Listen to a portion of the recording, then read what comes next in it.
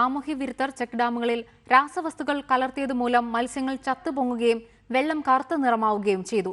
ചിറ്റൂർ പുഴയിൽ നിന്നുള്ള ജലവിതരണം പൂർണ്ണമായും മുടങ്ങിയതോടെ ജനങ്ങളും ആശങ്കയിലാണ്.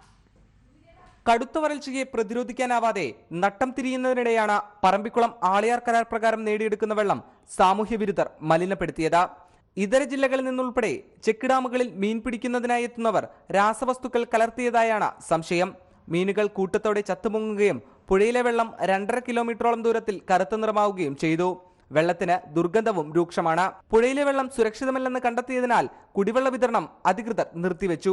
വെള്ളത്തിൽ ഓക്സിജന്റെ അളവ് വളരെ ക്രമാതീതമായിട്ട് കുറയുകയും അതിനകത്ത് കെമിക്കൽ കണ്ടാമിനേഷൻ നടന്നതിൻ്റെ ഒരു സൂചന കാണുന്നുണ്ട്. കുളവാഴ പോലും ഏത് പ്രതിസന്ധി അതിജീവിക്കുന്ന കുളവാഴ പോലും ഇപ്പോൾ കരിഞ്ഞിട്ടുള്ള ഒരു അവസ്ഥയാണ്. അപ്പം കുടിക്കാനുള്ള വെള്ളം നഷ്ടപ്പെട്ടു എന്ന് മാത്രമല്ല, ഇവിടെ കുളിക്കാനും പറ്റാത്ത ഒരു സാഹചര്യത്തിലേക്ക് എത്തിയിട്ടുണ്ട്.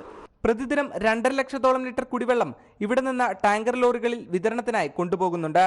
ജലവിതരണം നിർത്തിയതോടെ ചിറ്റൂർ നഗരസഭയിലും സമീപത്തെ 4 പഞ്ചായത്തുകളിലും കുടിവെള്ളക്ഷാമം രൂക്ഷമായി. പുഴയിലെ തടയണകളിലെ വെള്ളം ഒഴുക്കിക്കളഞ്ഞ് ശുദ്ധീകരിക്കേണ്ടി വരുമെന്ന നിഗമനത്തിലാണ് അധികൃതർ. റിപ്പോർട്ടർ, പാലക്കാട്.